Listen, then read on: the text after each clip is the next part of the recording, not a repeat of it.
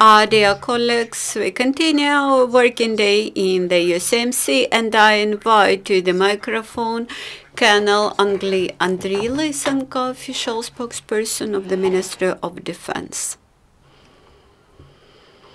Good afternoon, dear colleagues. Please hear the news from the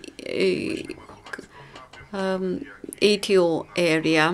We start from the area around Lugansk. Just as on October 11th, the occupants again violated ceasefire regime in Stanitsa Lugansk. This proves that the disengagement of forces and equipment of Ukrainian and enemies troops here at this area along the contact line is impossible. Again, combat activities here in Popasnyansky district are held both at day and night. The fire is open from small arms, mortars, and the UAVs. Also, the mortar shelling was held in Krymsk during the last 24 hours. Around Lugansk, there were 14 shellings and 2 from heavy weaponry. Near Donetsk, the occupants opened fire twice from machine guns near Luhansk and Novhorodsk. Both shellings were daytime.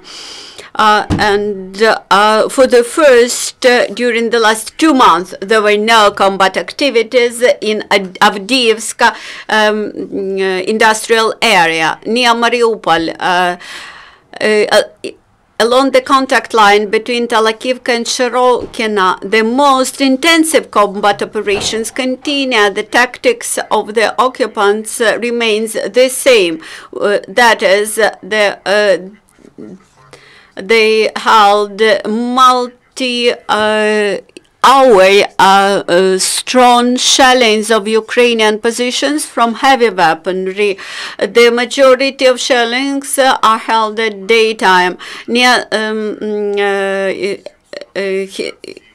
enemy's positions between Zaychenka, Sahanka. Several mortar and artillery batteries are deployed, and they remain the supplies from rear warehouses of the militants and directly from Russia. The number of launched mines and shells have exceeded the record of the last month. During the last 24 hours, there were 777 shells launched on Ukrainian positions. But we opened fire in response.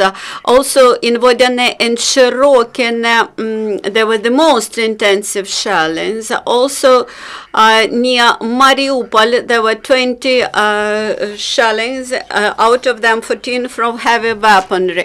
During the last 24 hours, there were no losses. No killed servicemen among Ukrainian troops, and 7 servicemen were wounded. 2 of them were had shocks, explosive shocks.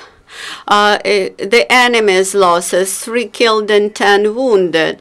Near the checking point in Sinovatsk, the policemen found the arsenal of weaponry.